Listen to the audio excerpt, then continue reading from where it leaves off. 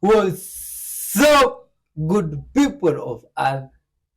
Thank you very much for clicking this video. You are all very wonderful. Straight out of Africa with good vibes, lots, extra love, peace, forgiveness, and honesty as our message to the world. And now today's videos. Like always, hot videos. Now today's videos, they are extra super hot. Watch till the end. Hit the like button and leave a comment. Tell us where you're watching from, man. You are loved and respected. Let's dive in. Let me give you a shocking thing about giants. Maybe you've never thought about it this way. Do you know there are giants today? People think that we don't have giants, but we have them. Now, let me tell you first where the giants came from and who are giants in the first place.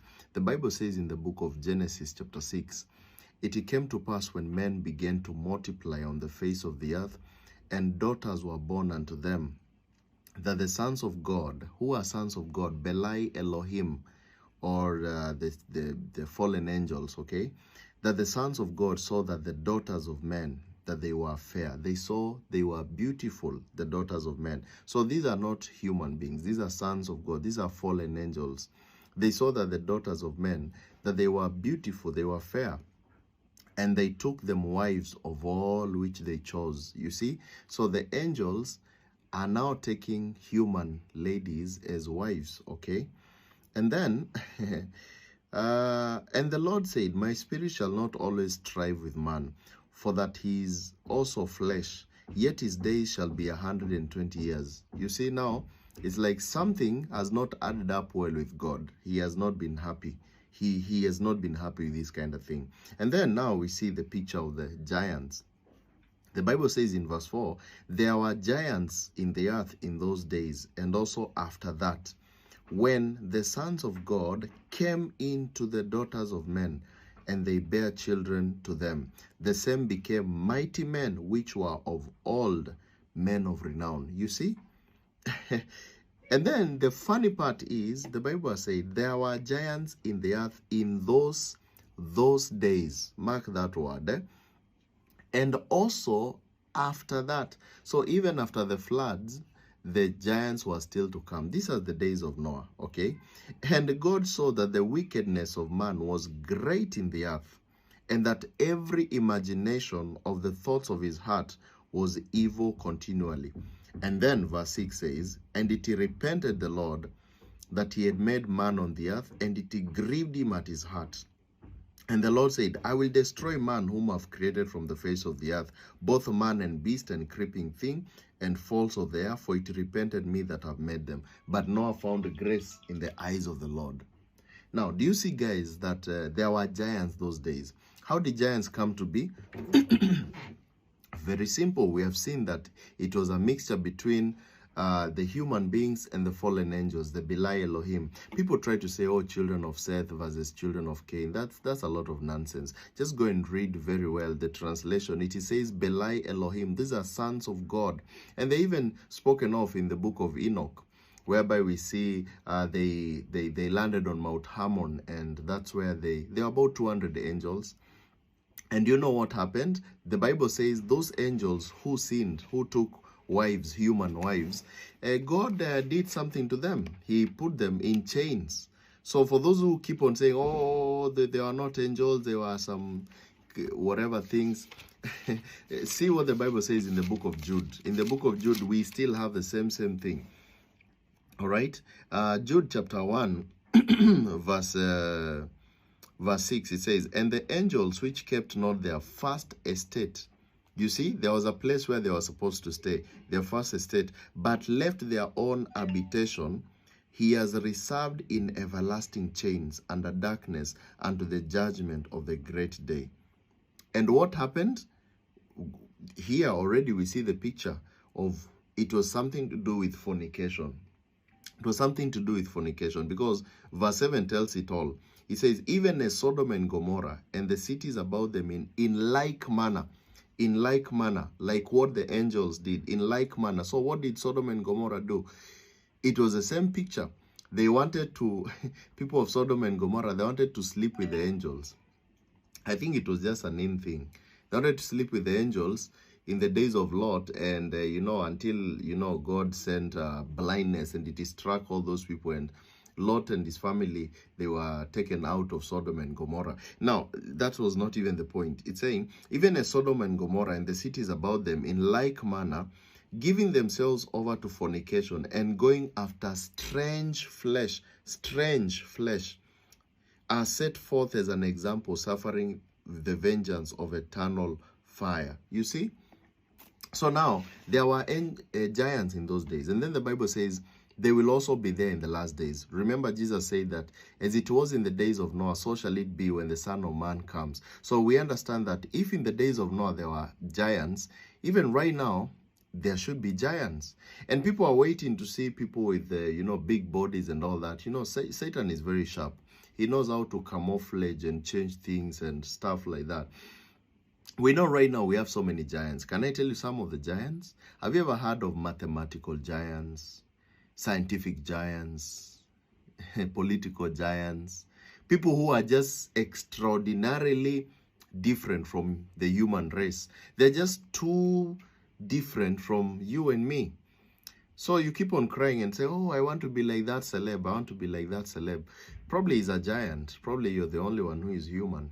And you keep on thinking, okay, why am I not like a star in Hollywood? What are stars? These stars are the fallen angels, the stars which fell from heaven. And now they have brainwashed you to thinking that those stars, those stars, you want to be like the stars.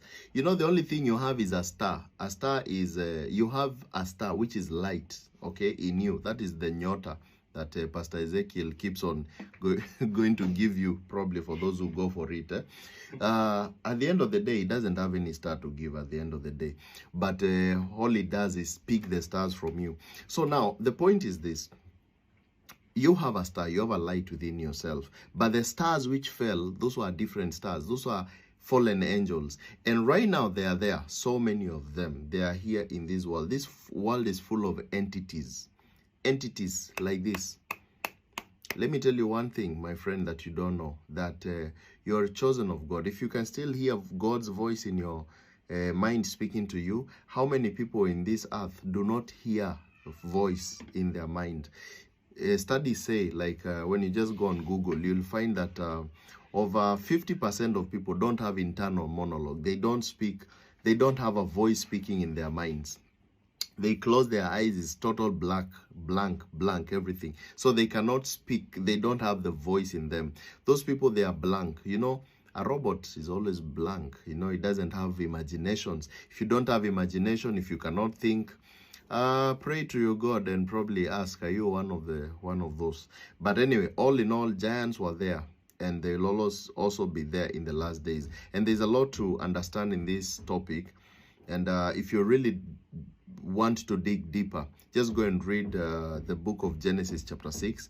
Go and read the whole book of Jude. It's just one chapter at the end of the day in the book of Jude. And also study how iron will be mixing with clay. In the book of Daniel chapter 2 verse 43, you'll be able to see all that. Plus also Matthew 24, Jesus speaks about the same. There's so many places where you'll be able to see these giants. And of course, giants have been there and they are still there. Even look at people. Have you ever seen people with 6 fingers and 6 toes? That was the character of the king of Og in the Bible. The king of Og, he had 6 fingers and 6 toes. He was a giant. He was a brother or nephew or something from Goliath. Goliath was another one. Zamzumzims, Raphaims. There were so many giants in the Bible. And also, you think they went? No, they are here. They're actually in millions right now, okay? So God bless you and have a good time. What do you think about that guy's school of thought? Are you that childish? Yeah. Like, you're so childish. Yeah, yeah. So from what I can tell, like, she's breaking up with her boyfriend and saying that he is like gaslighting her. If you watch the whole video, woo, that's like what she's doing right now is one of the prime examples on how to like irritate a narcissist. It's like when you agree with the insults. Like he's saying you're so childish, and she's like, yeah, I can feel my listening to her. I can feel my rage like building up. So in that situation right there with me, when the insults didn't work, I would have started elevating it. I might have started like yelling and screaming and talking about her childhood or her parents or something like that, or her parenting style, or her family members that ain't shit. And if that wouldn't have worked, I would have started like pleading to her, her better side. Like, look, you just get to me so much. Like, I want to make this work. What can we do to make this work? I want to be better. I want to treat you better. I want to, I want this to work. No, please treat everybody with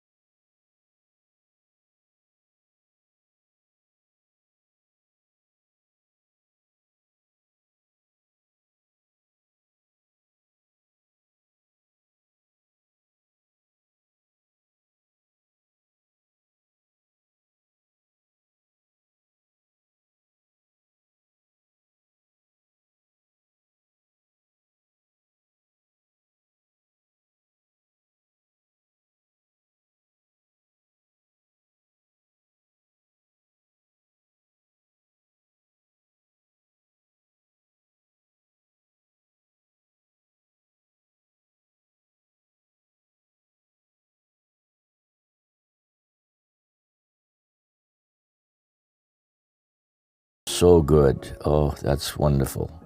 So stay with that as long as you can, but then go on with your life. But don't slip back into, I don't have this, I want that. That's a negative mode. That's low energy.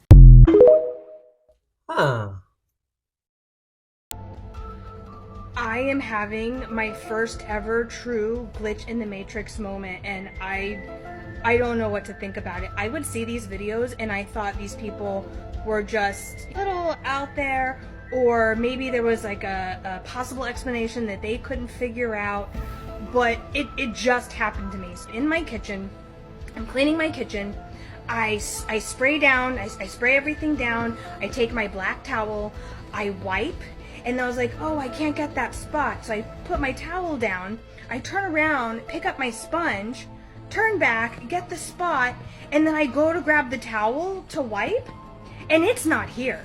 And when I say it's like not here, I mean it's nowhere. I cannot find it anywhere. Here's my kitchen. This is where I was cleaning. This is where I grabbed the sponge. I come back, and the towel is gone. And so I'm like, oh, what did I do? Did I think it was dirty? Did I put it over here? No, it's not there. I was like, did I accidentally throw it away? No, don't look at my stuff, that's gross. I didn't throw it away. Look, I still have spray on the counter here, I gotta continue to spray. It's not here. It's nowhere to be found. And then I'm like, oh, did I maybe put it in my dishwasher? No, it's not here. I never left the frickin' room. I never left the kitchen. This just happened right now. And I was thinking, maybe in my little OCD craze of cleaning the house, maybe I came in my bedroom and I set it in here. No, it's nowhere in my bedroom. It's not in my bathroom. And this is pretty much all there is to my house.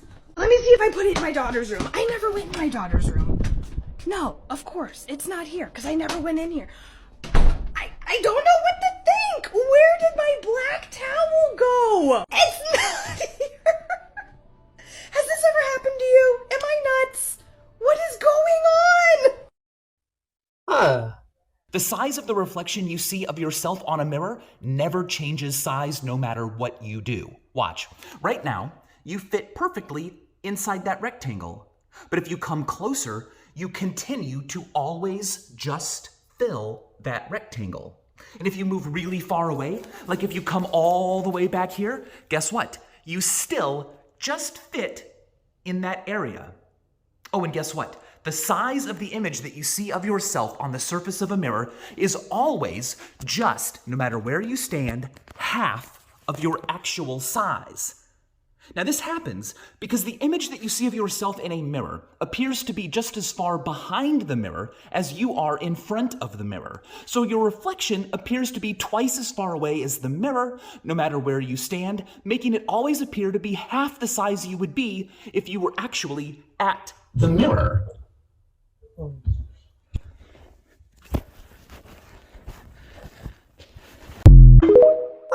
That's interesting. Jesus has said in Luke 17:21, the kingdom of God is within you. Matthew 6:33, he says, seek first the kingdom. Before you go to church, before you read the Bible, before you sing a hymn. He said, if your eye be single, your body will fill with light. Anybody in the East says that means profound meditation above the thoughts of the human mind, up into the area of nothingness where there is the divine mind. He said, you take away the key because you don't enter within yourself. And Christians say they don't believe in that stuff. It's evil, it's Eastern, it's meditation. Don't get involved in that. And Jesus Christ turns around and says, well, why do you call me Lord if you don't do what I tell you to do? That's a good question, isn't it? Why do you call him Lord, yet you've never practiced the single eye? Why do you call him Lord, yet you've never practiced taking no thought? Why do you call him Lord when you've never sought within yourself for the kingdom? And yet that's what he told you to do first. Much love to you, A few man. days ago, I went to the dentist to get my teeth cleaned. Now, this is a new dentist, and I think I've only seen him one other time. Anyway, I sit down, and I open my mouth, and he's checking around, and he says, you know you have a tongue tie. And I said, I do? And he says, yeah, you have a tongue tie. He goes, you should get that fixed.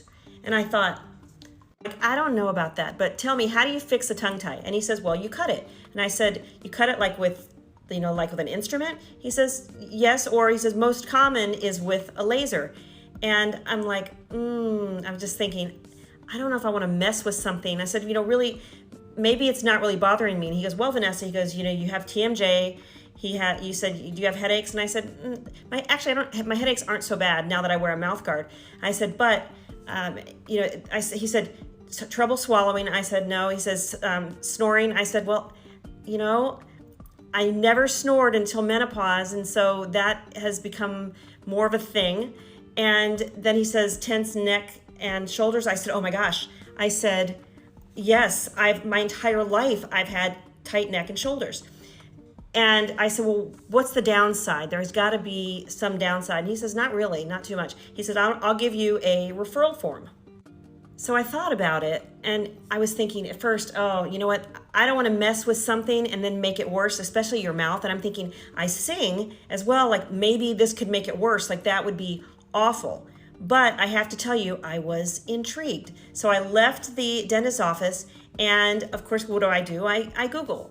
And well, actually, first I went to TikTok and I wanted to look at tongue ties.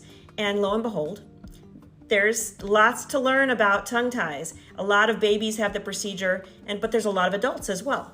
But here's what's amazing. I went down the tongue tie rabbit hole, and I found out a lot. Let me just tell you that your tongue, there's my tie. That fascia is connected from here all the way to the tips of your toes. Can you believe it? And my entire life, from as long as I can remember, I've had the tightest neck and shoulders. Like it doesn't matter how much massage I get, it is always, always, always tight. I have now this kind of hip pain thing, and I'm thinking it's pulling. Did you know that dowager humps, even dowager humps, which I don't have, but I do have forward head posture a little bit, like my head kind of, do you know, oh my gosh, do you know that that is related to the tight tongue tie? It's crazy. And oh my gosh, there's so much good stuff that happens when you release the tongue tie. So you can have all these body aches and pains, you can have a headache, your TMJ. Singing, when you as a singer, there's a lot of things that, if your tongue placement isn't right, or if you can't, all the things you can't do with the tongue tie that you don't even know because you didn't know you had a tongue tie. The singers that I have seen so far that have had the procedure have all said they had this instant release and this really relieving sort of release of tension when they're singing, an ease. I'm sorry, I'm losing my words. It's kind of late at night. An ease of singing. The tests. Okay, I did the test online. I did along with some YouTubers, and there's one where you open your mouth as wide as you can, and you stick how many fingers can you get in? Well, I can get almost 4, right? But then you do the next one where you open your mouth, and then you, and how many fingers can you get? 2. It's supposed to be 4. It's supposed to be whatever you could do this with it's the same. At any rate, I failed the test. So here's what I did. I called the tongue tie specialist that I was referred to today, and I talked to the gal, and she was very informative, super sweet. She was the secretary, the phone girl. But I have to tell you, it was so funny. We were talking about all the different experiences that she's had with clients that have come in and had their, as adults, that they're, with their tongue tie released. And it was so funny. I said, oh yeah, I've heard that when singers, especially, that they have a great result oftentimes. And she goes, oh my gosh, she goes, oh yes, there was an Oprah singer. There was an Oprah singer that came in and said he could sing so much better now. And of course I didn't have the heart to tell her it wasn't Oprah, it was opera. But at any rate, I booked myself an appointment, but here's the thing. You have to do myofunctional therapy. Like, this particular office won't even take you, because the first thing they said is, have you been doing myofunctional therapy? Which I knew enough that I had to do myofunctional therapy because I went down the rabbit hole, searching for the tongue tie stuff. So I said, no, but, can you give me some referrals? And they said, we've got a Zoom person, we've got an in-person. And they said that, usually it's anywhere from 3 to 8 months prior before you can get the surgery. I'm like, what? I wanted it right away. But obviously I was thinking like 1 month. At any rate, I called the gal on the phone for the in-person. I figure for my first assessment, I want in-person. I called the in-person myofunctional therapist, and she's very sweet. And she booked me in for tomorrow at 2 p.m.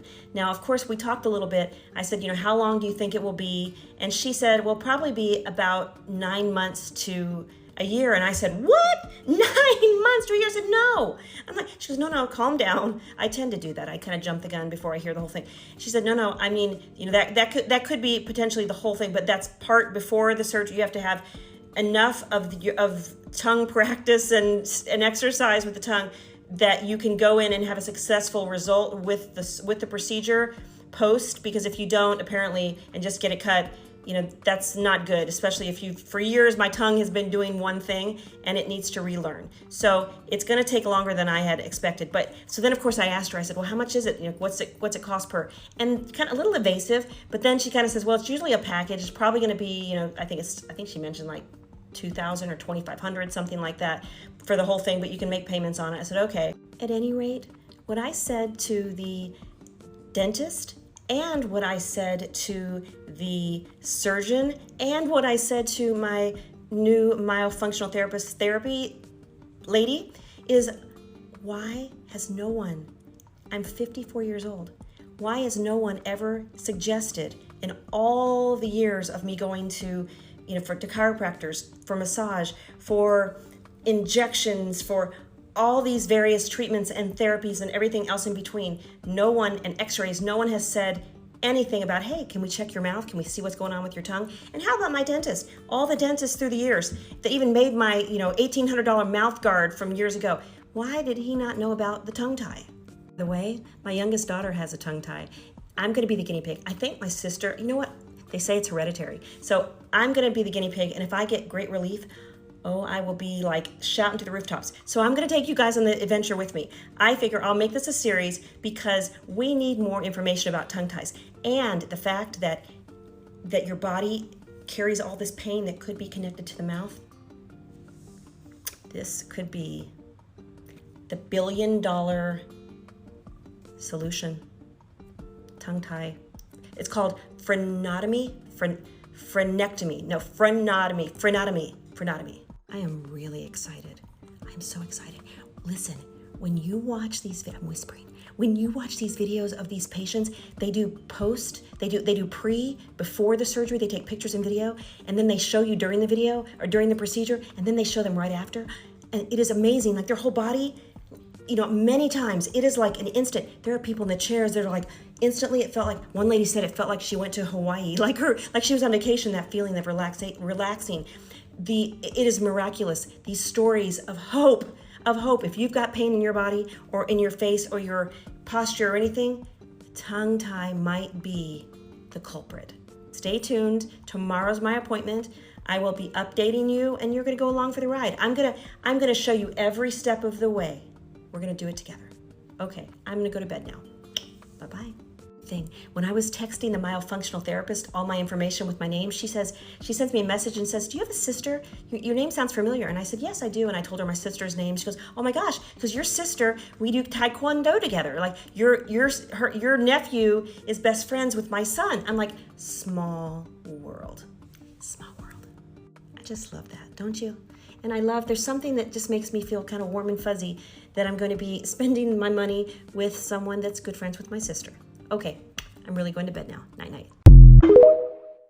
Yo, good vibes, people. Thanks for watching up to this far. Spread love and caring from wherever you are. Now, if you've been watching our episodes, there's a certain episode was talking about what that woman was talking about. And that's very creepy and surprises me, man. But what amazes me most is you guys, the way you are amazing. You see, you must be some good vibes people to watch these videos as being our subscribers, hitting the like button. That's a wonderful gesture. I really wish the universe will reward you generously, all of you, for whatever it is that you do. Watching, clicking the like button, you are all loved and respected. I really wonder how you people from places where I cannot even point in the map, they hit the like button and it's surprising. Let's keep watching. Much love to everyone. Watch till the end. All right, this right here is a eastern king snake. And what these snakes will do, they'll actually coil up into a spring like this and then launch themselves away from predators. What? Welcome. We have another Archangel reading, and this is going to be for a select few because most of you aren't even going to believe it anyways. We got Archangel Raziel. You see him holding a book right here. You are the wise one. You are a student in training. So he's asking you to continue or to do more reading, gain some knowledge, however that looks for you, because you're going to need that wisdom and knowledge on this journey that you are on. And then we got Archangel Mary, the compassionate, loving, nurturer one. And this is how she sees you too. She wants you to open your heart, completely open it up. She wants you to fill this earth and others with love. So with these two being, you're the wise one, you hold the knowledge, you hold the key, keep learning, There's a reason for it. And as you're doing it, continue bringing love into this world and the people around you. You see how she's like encasing you with her loving energy and her compassion. Because you're in training. You're in training. You're a student of the hardest thing that any being's ever had to do. That I know of anyway. So you're in training to become an archangel. So by gaining the knowledge and the wisdom and leading with love, it's going to afford you to get off this reincarnation trap once and for all. Now, this ain't your first rodeo. You've done this hundreds of times. That's why this lifetime you're ready to ascend and become an archangel. And when you do ascend and become that enlightened being, then you can help others and bring that knowledge back, just like the archangels have been protecting us and helping us, and there's all different ones, and they come to you when needed. You're going to be one of them too. So the great news is this will be your last lifetime on Earth. You'll learn enough. And the other news is, however you want to look at it, it's the hardest shit you'll ever have to do. But you're chosen to do it. You got it. And do you think these archangels are going to let you down? No. I mean, you're not going to let yourself down. But the Most High has your back. And that's why you always knew you had a big mission on this earth. So, yeah, that's you. It's an honor and a pleasure to tell you who you are. Love you. Much love and respect to out there, There is everybody. something very interesting about Kundalini. So a lot of you who have been experiencing this or are already on that path, there is a huge change that takes place with regards to sexuality. Okay, so sexuality and a sexual experience completely shifts in a Kundalini rising. Please note, not Kundalini awakening, Kundalini rising. When the Kundalini has awoken and begins to rise, so the energy shifts from our lower centers going upward. There is no amount of sexual pleasure that is born of mind that you will even desire or will match what is happening to you inside. The type of bliss that we look for or we experience with these snippets of sexual encounters, right? That bliss is amplified throughout us, except it is not now limited. You are transforming that energy, and this is where you become so full of vitality, full of energy. You can do so much because now you're channeling your creative energy, you're channeling your creative potential, right?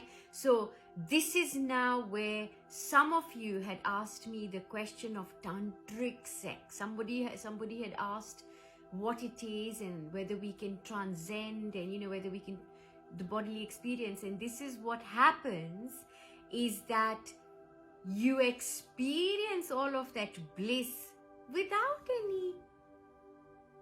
any sensory experience such as touch that comes out of this equation all together. So traditionally, and even now in some places, that sort of practice would be used, right? Although there is nothing, Tantra just means technology, it just means a technique. It's not sexuality, it's not nothing to do with that.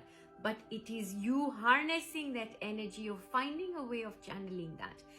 And with that, when it is transformed, what we call ojas, it is transformed into this beautiful golden energy inside of you, then even your desire for these kind of pleasures will diminish, right? To be celibate will be quite normal and natural to you. It would not be something that you're forced to, but of course, if you're in a loving relationship, you can engage in whatever pleasures you want. But again, that kind of pleasure sense will completely change, right? So those of you who have gotten to that stage will completely feel exactly what we're talking about, is that celibacy is like a very natural thing that comes with this. It is not that you're forced or you're trying to be that way. It's something that naturally unfolds because there is no more mind. You see, all these sexual encounters and everything that happens, those moments of bliss that people are looking for, and it is such a powerful energy. It's so powerful that it can bind people together. It can bind you, right? So much so that you can have leftover energy from these encounters, which we've covered in another post. It is so potent. Now imagine that potent energy, right? You transforming it towards your experience of infinity, right? You're cleansing all your meridians, all your chakras, all of you is coming into pure consciousness using this energy, as opposed to you squandering it away or limiting it. It is not to say that you cannot enjoy sex or you can't have these pleasures, right? Except that you may not feel, because now you are sitting on a completely different pleasure, right? You're sitting on a completely different level where all of this will seem so trivial, so trivial. It will not match to the level of experiences that you're having, right? Nothing, right? And that's it. Lots of love. Take care. Live birth goes elsewhere. Usually the people that are about to sell you when you reach an age of maturity into what is known as a bonded slave. In order to reverse that, you have to have a certificate of live birth, or in Miller's technology, a live life claim, that bypasses their entire system of being able to sell you essentially as a bonded slave. For those people that are new to listening to this, do some research, especially on my resource page, which I'm about to visit with you, and you will quickly get to grasp what it is that you are encountered with. In parallel is also a certificate of live birth in the conventional language. So you will also be shown on this self-study program with all supporting documents how you can also issue yourself and take control of your certificate of live birth by just simply self-issuing it. Okay, so that is essentially two instruments, one in Miller's technology and the other one in conventional language. So you are able to communicate in quantum, or you are able to communicate in conventional language, albeit the language of your choice. Let me make it very clear. Having a live life claim or a certificate of live birth does not let you off a hook of being criminal. If you are criminal, you'll go to prison. I will make sure of that by just simply communicating to the conventional courts. These things are not immunity from criminality. They're there so you can take control of your life. So as you can see from my webpage, you are encountered by this, okay? and as I've said to you, the importance of a live life claim. When you go to the resource pages, there are 2 documents there. And one of those documents is this, called the Committee of 300. These documents are only ever found on my website. I'm the only one that shows the length and breadth of the corruption and the bureaucratic mechanism of how slaves or bonded slaves are sold into servitude. As you can see, it's a general identical instrument. What that means in their funny language is that somebody has what's known as a certificate of live birth. In this case, it's one of the Committee of 300's members, the president of the Philippines, who have incredible amount of zeros at the end of their bank account. Culminating with the group, they have about 250 zeros. So, as you can see, it's Elizabeth Queen, okay, or HM Queen Elizabeth II, that is witnessing this document. 3 witnesses coming together, and also with a chair, albeit, shall we say, a chairwoman, gives it a weight in their own quasi-world of bonded slaves and etc. The point I'm making is that if the significance of this document is that the Queen, which is a fiction entity, is witnessing a certificate of live birth. When's the last time somebody witnessed any of your documents, let alone your certificate of live birth or a live life claim? You understand the importance of what I am saying here. So the second document is this here. And as you can see, just read it with me, okay? Church land banks of captured, baptized souls lost at sea. Lost at sea is maritime. Souls that are lost at sea. Captured, in other words, they performed a salvage operation. And it was the church that did it, okay? And that's Pope Benedict. You have no idea. If I was to passe the word Benedict, you'll get a shock. Some of the other words that you will encounter is DBA, that's doing business as. You see, that's the all capitals name.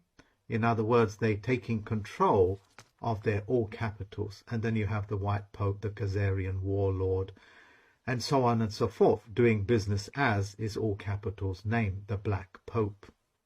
Black, of course, has no standing in law, because I broke that when I explained to them that black, as in black man or black woman, Black's Law Dictionary, Blackstone's Dictionary, the black family, actually have no standing in law.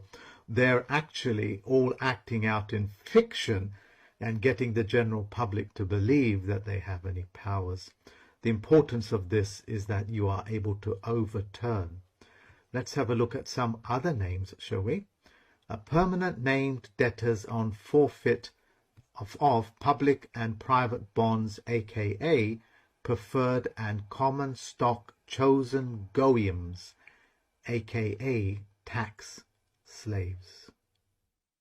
This is how little they think of you, because they're essentially saying that you are lost baptized souls lost at sea, which means you have no captain within yourself, you have no sense of direction, and you have no center of gravity, none of your own faith, so they captured you. That's why when you go into church, the church that you go into is essentially an upside down Noah's Ark, meaning that they've all been capsized. Every single religion on this planet that I can think of practices the same manner of mechanisms, all so that they can control your certificate of live birth until you are able to reverse it with your own. And I'll show you how you can do all of these things. Period. Just on the last note, and I have to put this in, any criminals think that they can get away with it. I can reverse all of that. I essentially will be controlling the Admiralty courts. So when I give them instructions that you are a criminal, they will just simply pick you up. And the Federal Postal Court's sentencing system is 7 years in prison. 7 years in prison. This is not a small thing when I say it is criminality. Drug dealers, people that speed down highways, wrecking other people's lives, the ones that cheat, lie, the narcs, they are all going to be put in prison because the world does not want them here. Thank you very much.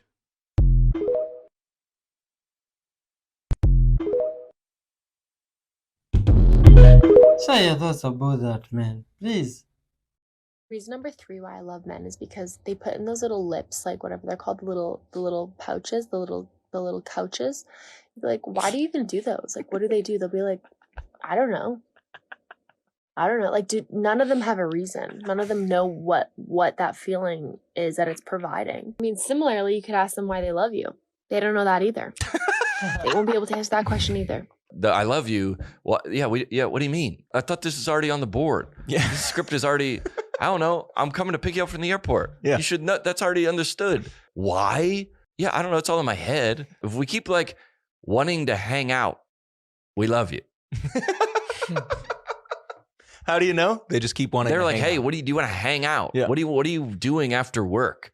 That's why. That's why. That's love. That is. Yeah. Much love to everybody.